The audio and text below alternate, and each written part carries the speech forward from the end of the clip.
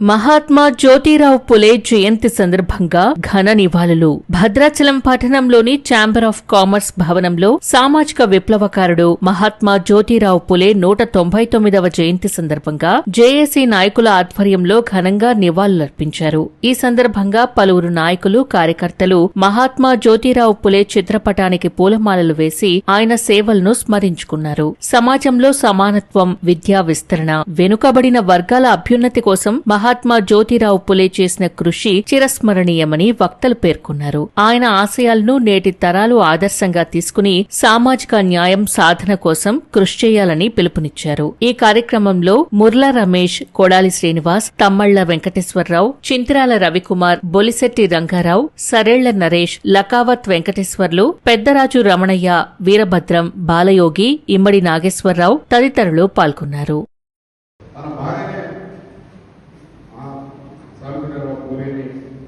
ఉపాధ్యాయులుగా చేసి విద్య నేర్పించినటువంటి మహానుభావులు. ఆ భార్య భర్తలిద్దరూ కూడా ఈ భారత సమాజం మనం ఎవరైతే అన్నగారి మార్గాలు ఉన్నామో ఎప్పటికీ రుణపడి ఉన్నామని మనం భావించాలి. జ్యోతిరావు పులే అగ్రవర్ణాలకు వ్యతిరేకం కాదు, బ్రాహ్మణులకు వ్యతిరేకం కాదు. వాస్తవంగా ఈ విధంగా జ్యోతిరావు బాపుడే గురించి చెప్పవచ్చు, కానీ సమయ భావం లేకపోవడం వల్ల మేము చిన్నగా చేసి మాట్లాడుతున్నాము. సో మన భద్రాచలంలో ఎస్పెషల్లీ ఇప్పుడు మన ఈ రౌండ్ టేబుల్ సమావేశం గురించి మాట్లాడారు పెద్దలు అందరూ. మన అంబేద్కర్ గారి విగ్రహం అనేది శిథిలావస్థకి రావడం వల్ల ఇప్పుడు మనం 2 సంవత్సరాల క్రితమే ఎలక్షన్స్ టైంలో మనకి మన అంబేద్కర్ విగ్రహాన్ని పెడదాము అనేసి బహిరంగంగానే చెప్పారు. చెప్పి మరియు మొత్తం కాంగ్రెస్ విగ్రహాన్ని ప్రతిష్ఠిస్తామని చెప్పారు. ఇప్పటికీ 2.5 సంవత్సరాలు ప్రభుత్వం వచ్చి అయిపోయింది, కానీ ఇప్పటికీ అంబేద్కర్ విగ్రహాన్ని మనం మన అంబేద్కర్ సెంటర్ లో పెట్టుకోకపోవడం చాలా బాధాకరం. కావున ఈ రౌండ్ టేబుల్ సమావేశంలో ఎస్సీ, ఎస్టీ, బీసీ మరియు మైనారిటీ మరియు ఓసీ అందరూ వచ్చి అందరూ ఒక రౌండ్ టేబుల్ సమావేశం నిర్వాహకులకు ముందుగా హృదయపూర్వక అభినందనలు తెలియజేస్తున్నాను. పోతే జ్యోతిరావు బాబు పూలే సంఘ సంస్కృతి అని అందరూ చెప్తున్నది. ఆయన ఎటువంటి నిర్ణయాలు తీసుకొని ఆయన విప్లవకారుడు ఏంటంటే ఆ రోజు ఉన్నటువంటి బ్రాహ్మణులు చదువు లేదనం ఆడవారికి, రెండోది వితంతు వివాహం, దీని మీద ఆయన పోరాటం చేసింది ఫస్ట్ మొదలుగా.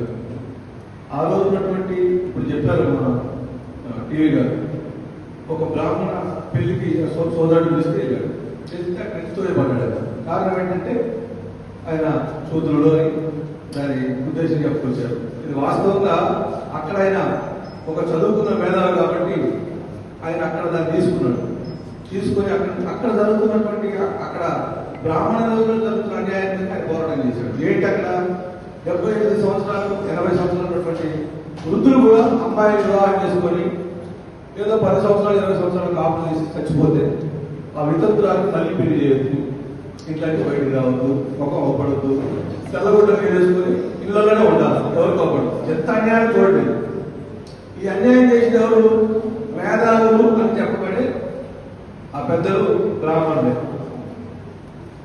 మరి వాళ్ళకి తెలుసు ఒక 20 సంవత్సరాల అమ్మాయి 10 సంవత్సరాల కాపులు చేసినట్టు 30 సంవత్సరాలకు ఆ అమ్మాయిని యుద్ధం చేసి చీకటి గది పడేటువంటి ఎంత దారుణమైన విషయం చూడండి. మళ్ళీ వాళ్ళని విధవులు అని ముఖం చూడొద్దని చెప్పి కూడా చీకటి గది పడిన సంఘటనలు మనం పుస్తకాల్లో చదివాం. నాకు తెలిసి ఒక 35-40 ఇయర్స్ వరకు బ్యాక్ కూడా జరిగింది. అంటే 200 సంవత్సరాలలో 150 సంవత్సరాలు కూడా ఇది కొనసాగుతూ ఉంది. ఒక 35-40 సంవత్సరాల నుంచి సామాజిక మార్పులు చాలా జరిగింది. ప్రత్యేక ఉద్యమ వివరాలు తెలియజేసుకుంటూ ముఖ్యంగా ఇలాంటి కార్యక్రమాలు పెట్టుకోవడం మంచిదిలే, కానీ ఈ కార్యక్రమం నిర్వహించుకోవడానికి మరి ఒక వేదిక, ఒక జేఏసీ అనేది పర్మనెంట్ గా ఏర్పాటు చేసుకున్నట్లయితే బాగుంటుందనేది నా వ్యక్తిగత అభిప్రాయము. ఏదన్నా ఈ కార్యక్రమాలు ఏదైనా సందర్భం వచ్చినప్పుడే నలుగురు కూర్చుంటున్నారు, మాట్లాడుకుంటున్నాము, వెళ్ళిపోతున్నాము. ఇప్పుడు జ్యోతిరావు పులే గురించి అందరూ చెప్పారులే, కానీ